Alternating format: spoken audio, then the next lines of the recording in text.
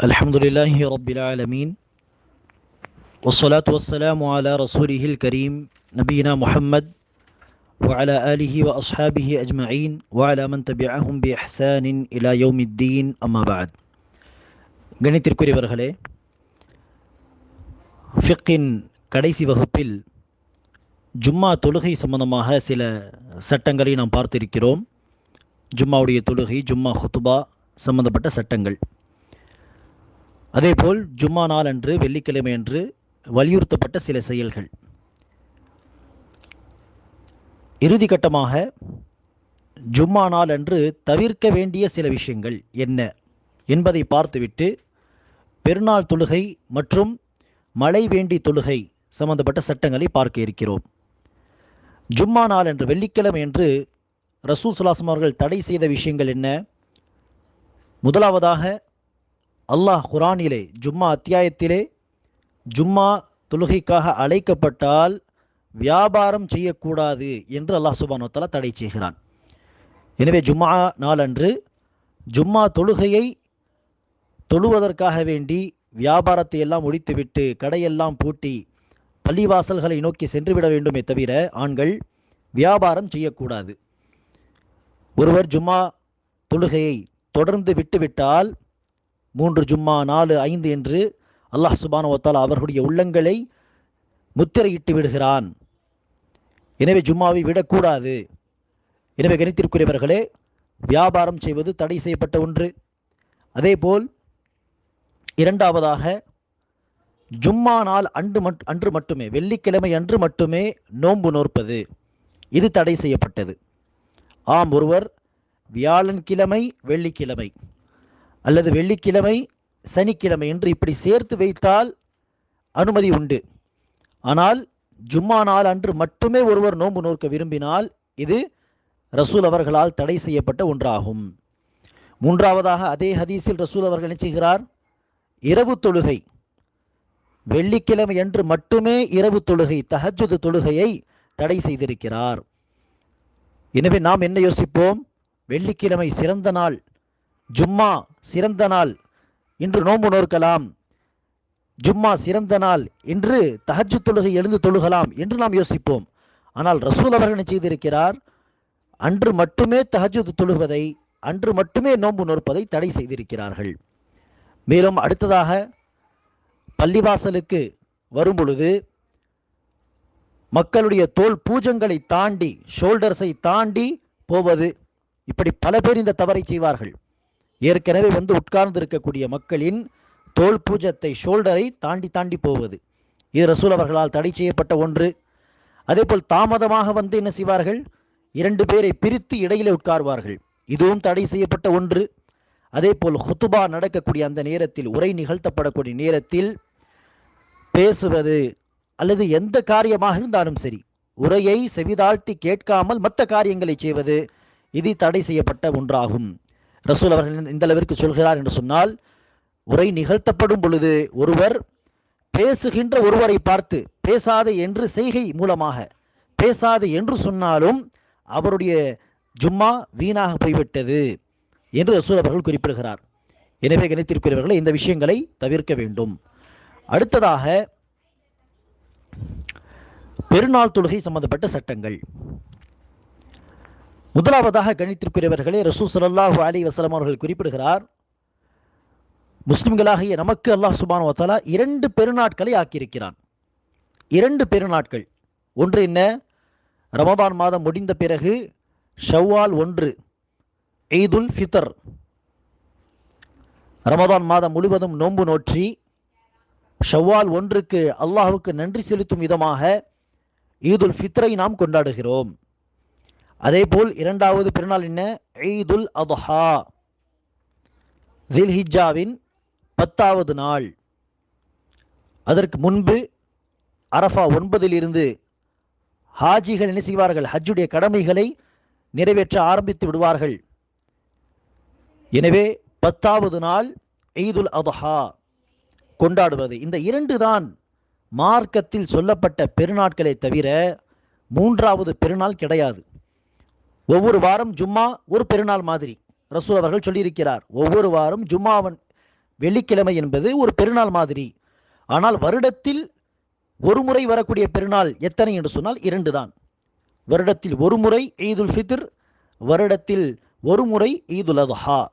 இந்த 2 தான் பெருநாட்கள் என்று ரசூல் அவர்கள் சொன்னார்களே தவிர மூன்றாவது வருடத்தில் ஒரு முறை வரக்கூடிய மூன்றாவது பெருநாள் கிடையாது. எனவே கணித்திருக்கிறவர்களை, பெருநாள் என்கிற பெயரிலே பெருநாள் மாதிரி முஸ்லிம்கள் எதையெல்லாம் கொண்டாடுகிறார்களோ இந்த 2 நாட்களை விட்டு, அந்த அனைத்தும் புதிய விஷயங்கள், மார்க்கம் என்கிற பெயரிலே உருவாக்கப்பட்ட பிதஅத்துகள் என்பதை தெரிந்து கொள்ள வேண்டும். ரசூல் அவர்கள் இந்த 2 நாளை தவிர, சஹாபா பெருமக்கள் இந்த 2 நாளை தவிர எந்த ஒரு நாளையும் பெருநாளாக, ஈதாக கொண்டாடியது கிடையாது. எனவேதான் கணித்திற்குரியவர்களே, பெருநாள் தொழுகை, பெருநாள் சட்டங்கள் என்று ஈதுல் ஃபித்ர், ஈதுல் அத்ஹா ரமதான் பண்டிகை, இரண்டாவதாக தில்ஹிஜ்ஜா மாதத்தில் வரக்கூடிய பக்ரீத், இதை குறித்த சட்டங்களை தான் நாம் குர்ஆன் ஹதீஸிலே பார்க்கிறோமே தவிர முஸ்லிம்கள் தன்புறத்திலிருந்து உருவாக்கிய புதிய பெருநாட்கள், புதிய பண்டிகைகள், அதற்குரிய சட்டங்களை குர்ஆன் ஹதீஸிலே பார்க்க முடியுமா? முடியாது. ஏனெனில் அதற்கும் மார்க்கத்திற்கும் தொடர்பில்லை. எனவே கணித்திற்குரியவர்களே, பெருநாள் ஈதுல் ஃபித்ர், ஈதுல் அத்ஹாவுடைய சட்டங்கள் என்ன என்பதை பார்க்கலாம். 2 பெருநாட்களிலும் தொழக்கூடிய தொழுகை, இந்த தொழுகையின் சட்டம் என்ன? பெருநாள் தொழுகை என்பது கட்டாய கடமையா அல்லது வலியுறுத்தப்பட்ட ஒரு சுன்னத்தா, சுன்னத்தை முஅக்கதாவா? இதில் கருத்து வேறுபாடு இருக்கிறது. ஆனால் இதில் சிறந்த கருத்து என்னவென்றால், பெருநாள் தொழுகை என்பது கட்டாய கடமை. ஏன் இப்படி சொல்கிறோம்? நபிகள் நாயகம் ஸல்லல்லாஹு அலைஹி வஸல்லம் அவர்கள் அல்லது சஹாபா பெருமக்கள் பெருநாள் தொழுகையை விட்டதாகவோ அல்லது விடலாம் என்று சலுகை வழங்கியதாகவோ எந்த ஒரு ஆதாரமும் இல்லை. எனவே கடமையான தொழுகையை கடைபிடித்து எப்படி தொழுவோமோ அதுபோன்று அவர்கள் தொழுது வந்திருக்கிறார்கள். ஆரம்பத்தில் ஒரு இடத்தில் நாம் சொல்லியிருந்தோம், வித்திர் தொழுகையை குறித்து நாம் பேசிய பொழுது, வித்தர் தொழுகை கடமை இல்லை என்று சொல்வதற்கு அறிஞர்கள், அல்லாஹ் ஐவேளை தொழுகையை தானே கடமையாக்கி இருக்கிறான், ரசூல் அவர்களும் ஐவேளை தொழுகை உங்கள் மீது கடமை என்று தானே சொல்லியிருக்கிறார்கள், எனவே வித்தர் தொழுகை கடமையாக இருக்க முடியாது. கடமை என்று சொன்னால் ரசூல் அவர்கள் 6 தொழுகைகள் கடமை என்று சொல்லியிருக்க வேண்டும் என்று நாம் குறிப்பிட்டிருந்தோம். எனவே அந்த ஹதீஸ் அடிப்படையாக வைத்து அந்த ஹதீஸை சில பேருக்கு குழப்பம் வர வாய்ப்புண்டு. ஐவேளை தொழுகைதான் கடமை என்று சொல்லி வித்தர் தொழுகையை கடமை இல்லை என்று சொன்னோம். ஆனால் இங்கு பெருநாள் தொழுகையை கடமை என்று சொல்கிறீர்களே என்கிற குழப்பம் சில பேருக்கு வர வாய்ப்புண்டு. இந்த கேள்வி, அதற்கான பதில் என்ன? ஒரு இரவு ஒரு பகலில் ஒரு நாளில் ஐவேளை தொழுகை உங்கள் மீது கடமை என்று ரசூல் அவர்கள் சொன்ன காரணத்தினால்தான் ஒரு நாளில் இந்த 5 தான் கடமையான தொழுகைகளை தவிர ஒவ்வொரு நாளும் நாம் தொழக்கூடிய அந்த வித்தர் தொழுகை என்னவாக இருக்க முடியாது, கடமையாக இருக்க முடியாது. ஏனில் ஒவ்வொரு நாளும் அந்த வித்தர் தொழுகை இருக்கிறது. ஒவ்வொரு நாளும் அந்த வித்தர் தொழுகை கடமையான தொழுகையாக இருந்திருந்தால் ரசூல் அவர்கள் என்ன சொல்லியிருக்க மாட்டார்? ஒரு இரவு ஒரு பகலில் அல்லாஹ் உங்கள் மீது ஐவேளை தொழுகையை கடமையாக்கி இருக்கிறான் என்று சொல்லியிருக்க மாட்டார். மாறாக ஒரு இரவு ஒரு பகலில், அதாவது ஒரு நாளில் உங்கள் மீது 6 வேளை தொழுகை கடமை என்று சொல்லியிருப்பார். எனவேதான் ஒரு இரவு ஒரு பகலில் ஐவேளை தொழுகை தான் கடமை, 6வது தொழுகை கடமை இல்லை. ஆனால் இந்த பெருநாள் தொழுகை என்பது ஒவ்வொரு நாளும் வரக்கூடிய தொழுகை அல்ல, ஒரு இரவு ஒரு பகலில் வரக்கூடிய தொழுகை அல்ல, மாறாக வருடத்தில் ஒரு முறை வரக்கூடிய தொழுகை இது. எனவே தான் கணித்திருக்கிறவர்களே, அந்த ஹதீஸை வைத்து குழம்பி போக வேண்டிய அவசியம் இல்லை. எனவே ஒரு நாளில் நம் மீது எத்தனை தொழுகை கடமை என்று சொன்னால் 5 தான். அதை தெளிவாக ரசூல் அவர்கள் சொல்கிறார். ஆனால் இந்த 2 தொழுகையும் வருடத்தில் ஒரு முறை வரக்கூடிய தொழுகை.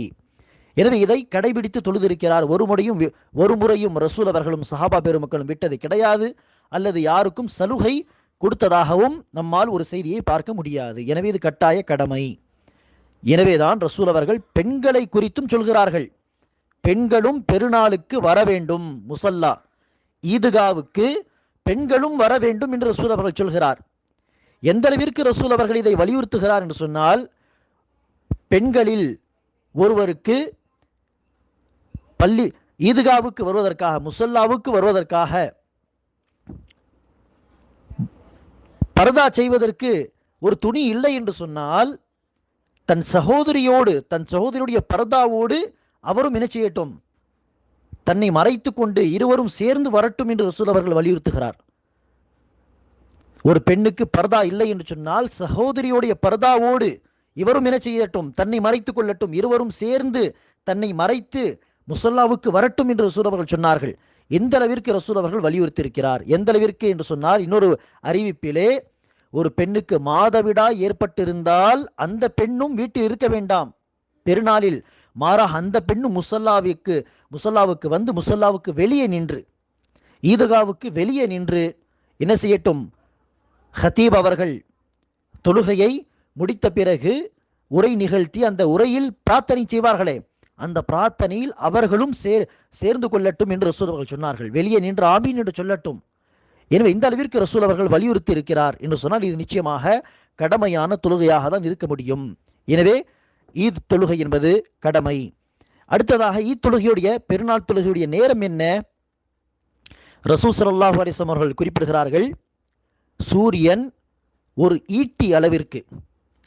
ஈட்டி அளவிற்கு சூரியன் உயர்ந்து விட்டால் தொழுகை நேரம், பெருநாள் தொழுகை நேரம் ஆரம்பித்து விடும். அந்த ஒரு ஈட்டி அளவுக்கு சூரியன் உயர்ந்து விடுவது என்பதை இன்றைய கால அடிப்படையில், நிமிடங்கள் அடிப்படையில் சொல்வதாக இருந்தால் 15 20 நிமிடங்கள் வரை, 15 20 நிமிடங்கள் வரை காத்திருந்து சூரியன் உதித்த பிறகு 15 20 நிமிடம் வரை காத்திருக்க வேண்டும். சற்று அது உயர்ந்த பிறகு என்ன செய்யலாம், தொழ விரும்புபவர்கள் பெருநாள் தொழுகையை நிறைவேற்றலாம் ஜமாத்துடன். ஆனால் இந்த விஷயத்தில் ஈதுல் அத்ஹா ஈதுல் ஃபித்ரை பிரித்து பார்க்க வேண்டும். ஈதுல் அத்ஹாவிலே, பக்ரீத் பெருநாளிலே சீக்கிரமாக ஆரம்ப நேரத்திலேயே ஒரு ஈட்டி அளவிற்கு உயர்ந்து விட்டால் தொழுகலாம் என்று ரசூல் அவர்கள் சொன்னார்கள். எனவே 20 நிமிடம் காத்திருந்து உடனே தொழ வைப்பது சிறந்தது ஈதுல் அத்ஹாவில், பக்ரீதில். ஏன்? சீக்கிரமாக தொழுது அவர்கள் குர்பானி கடமையை நிறைவேற்றுவதற்காக சென்று விடலாம், மற்ற பல வேலைகள் இருக்கும். எனவே சீக்கிரமாக தொழுகை வைப்பது சிறந்தது ஈதுல் அத்ஹாவில். ஆம், ஈதுல் ஃபித்ரிலே, ரமதானுக்கு பிறகு ஈதுல் ஃபித்ரை சற்று தாமதமாக வைப்பது சிறந்தது. ஒரு ஈட்டி அளவிற்கு சூரியன் உயர்ந்து விட்டால், சூரியன் உதித்த பிறகு ஒரு 20 நிமிடம் கழித்த பிறகு நேரம் ஆரம்பித்து விடும். ஆனால் இருந்தாலும் ஈதுல் ஃபித்ரிலே சற்று தாமதமாக, 1 மணி நேரம் தள்ளி போட்டு சற்று தாமதமாக ஈதுல் ஃபித்ரை தொழ வைப்பது சிறந்தது. ஏன் என்று சொன்னால், ஃபித்ரா கொடுக்காதவர்கள், சதகத்துல் ஃபித்ர் என்கிற அந்த ஃபித்ராவை கொடுக்காதவர்கள், கொடுத்துவிட்டு ஏழை மக்களுக்கு கொடுத்துவிட்டு அவர்கள் தொழுவதற்காக வேண்டி வரலாம். எனவே அதற்காக வேண்டி சற்று தாமதமாக வைப்பது சிறந்தது. ஈதுல் அத்ஹாவில் தொழுகைக்கு பிறகு பொறுப்புகள் உண்டு, ஈதுல் ஃபித்ரில் தொழுகைக்கு முன்பு சில பொறுப்புகள் உண்டு. எனவேதான் ஈதுல் அத்ஹாவை சீக்கிரமாக தொழுவது சிறந்தது, ஈதுல் ஃபித்ரை சற்று தாமதமாக தொழுவது சிறந்தது. அடுத்ததாக பெருநாளன்று வலியுறுத்தப்பட்ட சில விஷயங்கள் என்ன? தொழுகை பற்றி தான் நாம் பார்க்கிறோம், சட்டங்கள் இருந்தாலும் அந்த தொழுகையை நிறைவேற்றக்கூடிய அந்த நாள், பெருநாள் சம்பந்தப்பட்ட மற்ற சட்டங்களையும் சேர்த்து பார்ப்பது சிறந்தது. எனவே பெருநாள் அன்று செய்ய வேண்டிய மற்ற வலியுறுத்தப்பட்ட காரியங்கள் என்ன? 1, குளிப்பது, நறுமணம் பூசுவது, தன்னிடத்தில் இருக்கக்கூடிய சிறந்த ஆடையை அணிவது. புதிய ஆடை அணிவது அவசியம் அல்ல, தன்னிடத்தில் இருக்கக்கூடிய சிறந்த ஆடையை அணிவது. அதே போல் 2வதாக முசல்லா எனப்படும் ஈதுகாவில், திடலில் பெருநாள் தொழுகையை நிறைவேற்ற வேண்டும். இதுதான் வலியுறுத்தப்பட்டது. ஆம், ஏதோ ஒரு காரணத்திற்காக திடலிலே, ஈதுகாவிலே தொழுகை நடத்த முடியாத ஒரு சூழ்நிலை என்று சொன்னால், பள்ளி வாசல்களிலும் பெருநாள் தொழுகை நடத்தப்படலாம், அனுமதி உண்டு. ஆனால் முன்னுரிமை எதற்கு? திடலிலே தொழ வேண்டும். 3வதாக ஈதுல் ஃபித்ர் அன்று தொழுகைக்காக செல்வதற்கு முன்பு பேரித்தம்பழத்தை ஒற்றைப்படையில், ஒரு பேரித்தம்பழம் அல்லது 3, 5 என்று ஒற்றைப்படையில் பேரித்தம்பழத்தை சாப்பிட்டு பிறகு ஈதுல் ஃபித்ர் தொழுகைக்காக செல்வது முஸ்தஹப். அதே நேரத்தில் ஈதுல் அத்ஹாவிலே எதையும் சாப்பிடாமல் தொழுகைக்கு சென்று பிறகு குர்பானி செய்து குர்பானியுடைய கரியை முதலாக அன்று சாப்பிடுவது வலியுறுத்தப்பட்டது. ஆனால் இந்த அனைத்தும் கடமைகள் கிடையாது, வாய்ப்பு கிடைத்தால் செய்யலாம். நான்காவதாக முசல்லாவுக்கு ஈதுகாவுக்கு நடந்து செல்வது, நடந்து சென்று நடந்து வருவது. வாகனத்தை பயன்படுத்தலாம், ஆனால் நடந்து சென்று நடந்து வருவதில் ஒவ்வொரு கால் அடிக்க பதிலாக அல்லாஹ் சுப்ஹானஹு வ தஆலா பல நன்மைகளை தருவான். ஐந்தாவதாக முசல்லாவுக்கு ஈதுகாவுக்கு போகும் பொழுது ஒரு வழியாகவும் திரும்பி வரும் பொழுது இன்னொரு வழியாகவும் வர வேண்டும், வழியை மாற்ற வேண்டும். இது ரசூல் அவர்களுடைய சுன்னத். ஆறாவதாக 2 பெருநாட்களிலும் தக்பீர் அதிகமாக சொல்ல வேண்டும், சப்தமாக தக்பீரை சொல்ல வேண்டும். ஏழாவதாக சஹாபா பெருமக்கள் பெருநாளன்று ஒருவரை ஒருவர் தகப்பலல்லாஹு மின்னா வ மின்கும் சாலிஹல் அமால் என்று வாழ்த்துவார்கள். தகப்பலல்லாஹு மின்னா வ மின்கும் சாலிஹல் அமால் என்று சொல்லி ஒருவரை ஒருவர் வாழ்த்துவார்கள். அல்லாஹ் நம்முடைய அமல்களையும் உங்களுடைய நற்செயல்களையும் ஏற்றுக்கொள்வானாக என்று பிரார்த்தனை செய்வார்கள். எனவே எப்படி வாழ்த்துவது, பெருநாள் என்று எப்படி தன்னுடைய மகிழ்ச்சியை வெளிப்படுத்துவது, இதை குறித்து ரசூல் அவர்கள் குறிப்பிட்ட ஒரு வழிமுறையை சொல்லித்தரவில்லை. ஆனால் சஹாபா பெருமக்கள் இந்த வார்த்தையை கொண்டு வாழ்த்துவார்கள் என்று சொல்லப்பட்டிருக்கிறது. எனவே மார்க்கத்தில் தடை செய்யப்படாத ஒரு வழிமுறையை கொண்டு மக்கள் அந்தந்த பகுதியில் ஒருவரை ஒருவர் வாழ்த்துகிறார் என்று சொன்னால் இன்ஷா அல்லாஹ் பிரச்சனை இல்லை, தடை இல்லை. எனவே ஒவ்வொரு பகுதியில் ஒவ்வொரு வழிமுறை இருக்கலாம் வாழ்த்துவதற்கு. எனவே அதை கடைபிடிக்கலாம், பிரச்சனை இல்லை. ஆனால் அதை சுன்னத் என்று நினைத்துவிடக்கூடாது. அதே நேரத்தில் மார்க்கத்தில் தடை செய்யப்பட்ட ஒரு காரியத்தை என்ன செய்யக்கூடாது, வாழ்த்துகிறேன் என்கிற பெயரிலே செய்யக்கூடாது. அது சிறந்தது என்ன, சஹாபா பெருமக்கள் சொன்ன இந்த வார்த்தைகள் தகப்பலல்லாஹு மின்னா வ மின்கும். அதுபோக ஈத் முபாரக் என்று சொன்னால் பிரச்சனை இல்லை. அதேபோல் கணித்திற்குரியவர்களே, தக்பீர் சொல்வது சிறந்தது, வலியுறுத்தப்பட்டது என்று சொன்னோம். இதில் நபிகள் நாயகம் ஸல்லல்லாஹு அலைஹி வஸல்லம் அவர்கள் குறிப்பிட்ட ஒரு வார்த்தையை நமக்கு சொல்லி தந்ததாகவோ அல்லது ரசூல் அவர்கள் பெருநாளில் எந்த வார்த்தையை கொண்டு தக்பீர் சொல்வார்கள் என்பதாகவோ எந்த ஒரு அறிவிப்பும் ஆதாரபூர்வமான செய்தியும் நமக்கு கிடைக்கவில்லை. ஆனால் சஹாபா பெருமக்கள் நபித்தோழர்கள் எந்த வார்த்தையை கொண்டு தக்பீர் சொல்வார்கள் என்று பலரை பற்றி பல அறிவிப்புகளை நாம் பார்க்கிறோம். இப்னு மசூத் ரலியல்லாஹு அன்ஹு அவர்கள், இப்னு அப்பாஸ், இப்னு உமர் போன்ற சஹாபா பெருமக்கள் எந்த வார்த்தையை கொண்டு தக்பீர் சொல்வார்கள் என்று பல அறிவிப்புகளை நாம் பார்க்கிறோம். அந்த அறிவிப்புகளில் வந்த வார்த்தைகள் என்ன? பொதுவாக எல்லோருக்கும் தெரிந்த வார்த்தைகள் அல்லாஹு அக்பர், அல்லாஹு அக்பர், லா இலாஹ இல்லல்லாஹ், அல்லாஹு அக்பர், அல்லாஹு அக்பர், லா இலாஹ இல்லல்லாஹு, அல்லாஹு அக்பர், அல்லாஹு அக்பர் வலில்லாஹில் ஹம்த். அதே போல் 3 முறை அல்லாஹு அக்பர் சொல்வது, அல்லாஹு அக்பர், அல்லாஹு அக்பர், அல்லாஹு அக்பர், அல்லாஹு அக்பர், அல்லாஹு அக்பர், அல்லாஹு அக்பர், லா இலாஹ இல்லல்லாஹு, அல்லாஹு அக்பர், அல்லாஹு அக்பர் வலில்லாஹில் ஹம்த். அதே போன்று அல்லாஹு அக்பர், அல்லாஹு அக்பர், அல்லாஹு அக்பர் கபீரா, 3 முறை அல்லாஹு அக்பர் சொல்லி கடைசியாக கபீரா என்று சொல்வது. இதெல்லாம் இப்னு மசூத், இப்னு உமர், இப்னு அப்பாஸ் இந்த சஹாபாக்கள் சொன்னதாக சொல்லப்பட்டிருக்கிறது. எனவே இந்த வார்த்தையை கொண்டு என்ன செய்யலாம், தக்பீர் சொல்லலாம். அதே போல் பெருநாள் தொழுகை சம்பந்தப்பட்ட ஒரு சில குறிப்புகள். பெருநாள் தொழுகைக்காக அதான் கொடுப்பது சுன்னத் கிடையாது. அதே போல் தொழுகைக்கு முன்பு இகாமத் சொல்வதும் நபி வழி கிடையாது. இந்த தொழுகையில் அசான் இகாமத் இல்லை. அதே போல் பெருநாள் தொழுகைக்கு முன்பின் சுன்னத்துகளும் இல்லை, முன்பின் சுன்னத்துகள் கிடையாது. எனவேதான் ஈதுகாவிலே தொழுதால் ரசூல் அவர்கள் தொழுகைக்கு முன்பு, பெருநாள் தொழுகைக்கு முன்பு எந்த ஒரு தொழுகையும் தொழுததாக, நஃபில் தொழுததாக ஆதாரம் இல்லை. ஆம், ஏதோ ஒரு கட்டத்தில் ஒரு காரணத்திற்காக, உதாரணத்திற்கு அதிக கனமழை பெய்து கொண்டிருக்கிறது, ஈதுகாவிலே தொழ முடியாத ஒரு சூழ்நிலை, பள்ளிவாசலில் அந்த நேரத்தில் தொழுதால், பள்ளிவாசலில் நுழைந்தால் 2 ரக்காத் தஹியத்துல் மஸ்ஜித் என்பது வலியுறுத்தப்பட்டது. எனவே பள்ளிவாசலில் தொழுதால் என்ன செய்யலாம், இன்ஷா அல்லாஹ் 2 ரக்காத் தஹியத்துல் மஸ்ஜித் தொழுது விட்டு உட்காரலாம், பிறகு பெருநாள் தொழுகையை தொழுகலாம்.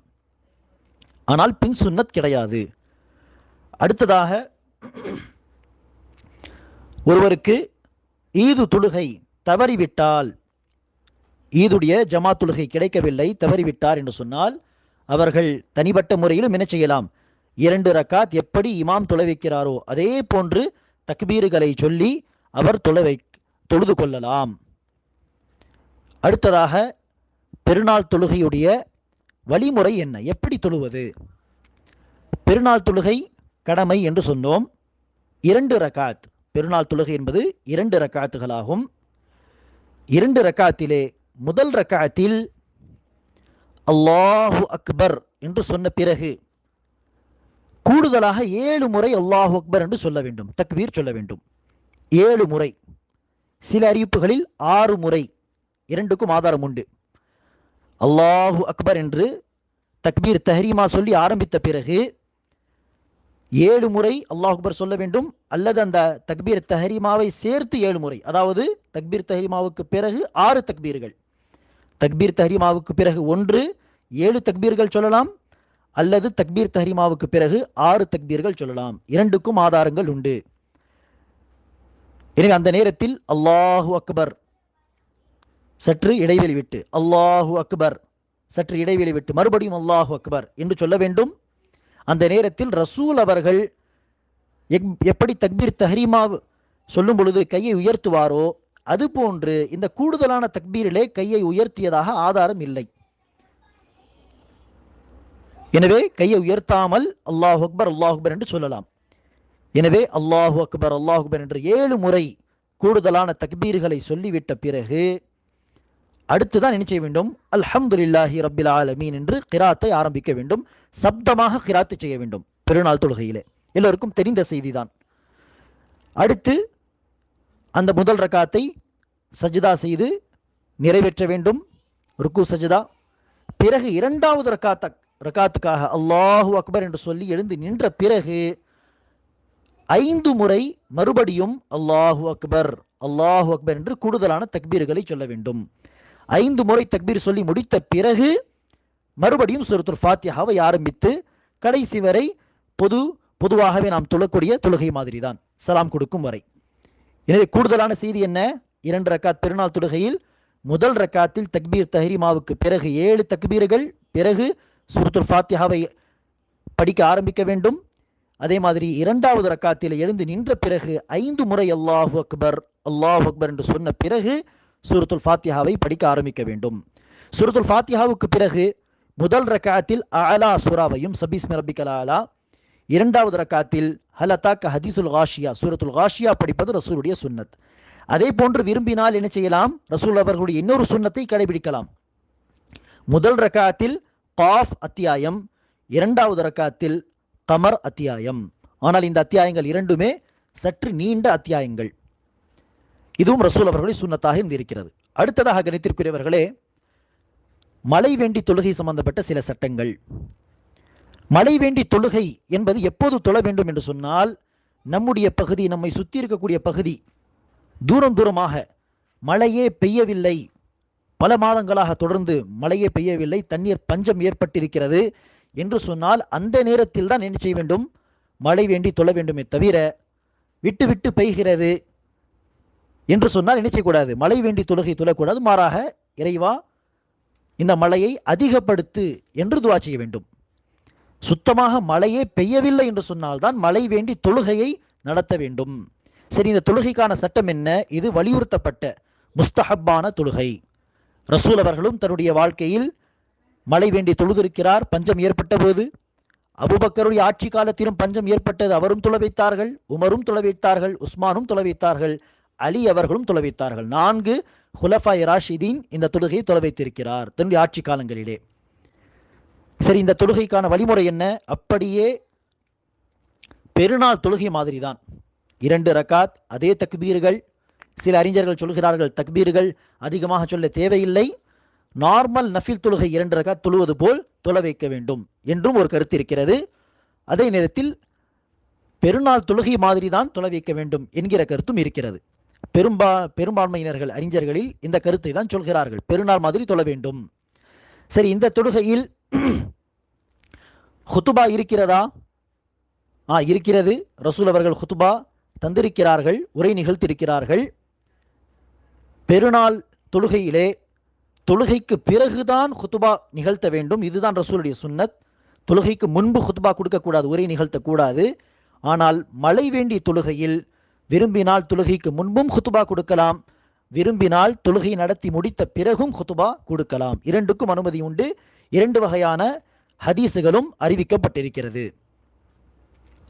தொழுகை முடித்த பிறகு இமாம் என்ன செய்ய வேண்டும்? இமாம் துவா செய்ய வேண்டும். புறங்கைகளை வானத்தை நோக்கி காட்டி, பொதுவாக நாம் என்ன செய்வோம், உள்ளங்கைகள் வானத்தை நோக்கி இருக்கும் வகையிலே இரண்டு கைகளை உயர்த்தி துவா செய்வோம். ஆனால் மழை வேண்டி தொழுகையிலே புறங்கைகள் வானத்தை நோக்கி இருக்க வேண்டும். இரு கைகள் இப்படி திருப்பி வைத்து துவா செய்ய வேண்டும். மக்களும் என்ன செய்ய வேண்டும்? துவா செய்ய வேண்டும். அதே போல் இமாமும் மக்களும் தன்னுடைய போர்வையை மாற்றுவது. ரசூல் அவர்கள் என்ன செய்தார்கள்? போர்வையை போத்திருந்தார்கள். வலது பக்கம் இருக்கக்கூடிய பகுதியை இடதுபுறமாகவும், இடதுபுறம் உள்ள பகுதியை வலதுபுறமாகவும் ரசூல் அவர்கள் மாற்றினார்கள். எனவே இதை மக்களும் செய்யலாம். இது ரசூலுடைய சுன்னத். மழை வேண்டி ரசூல் அவர்கள் பல பிரார்த்தனைகளை நமக்கு சொல்லி தந்திருக்கிறார். மழை பெய்யவில்லை என்று சொன்னால் அந்த நேரத்தில் அல்லாஹும்ம அகிஸ்னா, அல்லாஹும்ம அகிஸ்னா, அல்லாஹும்ம அகிஸ்னா என்று பிரார்த்தனை செய்ய வேண்டும். அதே போல் இன்னொரு பிரார்த்தனை, மழை பெய்யாமல் இருக்க செய்ய வேண்டிய பிரார்த்தனை, அல்லாஹும்ம ஸ்கினா கைசன் முகீசன் மரியன் நாஃபிஅன் கைர தாரின் ஆஜிலன் கைர ஆஜில். அதே போல் இன்னொரு பிரார்த்தனை, அல்லாஹும்ம ஸ்கி இபாதக வபஹாயிமக வன்ஷுர் ரஹ்மதக வஅஹ்யி பலதகல் மையித் என்று ரசூல் அவர்கள் பிரார்த்தனை செய்வார்கள். இது மழை பெய்யாமல் இருக்க. மழை பெய்கிறது என்று சொன்னால் அதை பயனுள்ள மழையாக ஆக்க வேண்டும் என்று அல்லாஹ்விடத்தில் பிரார்த்தனை செய்ய வேண்டும். அதற்காக ரசூல் அவர்கள் கற்றுத்தந்த பிரார்த்தனை என்ன? அல்லாஹும்ம ஸய்யிபன் நாஃபிஆ, அல்லாஹும்ம ஸய்யிபன் நாஃபிஆ. அதே போல் மழை அளவுக்கு அதிகமாக பெய்துவிட்டால் அது சில நஷ்டங்களை ஏற்படுத்தும் அளவிற்கு மழை பெய்தால் அந்த நேரத்தில் ரசூல் அவர்கள் என்ன சொல்வார்கள்? அல்லாஹும்ம ஹவாலைனா லா அலைனா, இறைவா நமக்கு போதும், நமக்கு சுத்தி எங்கெல்லாம் மழை பெய்யலையோ அந்த இடத்தில் இதை திருப்பி விடுவாயாக, காடுகள் மலைகள் அந்த பகுதியில் இதை திருப்பி விடு என்று ரசூல் அவர்கள் பிரார்த்தனை செய்வார்கள். அஸ்ஸலாமு அலைக்கும் வரஹ்மத்துல்லாஹி வபரகாத்துஹு.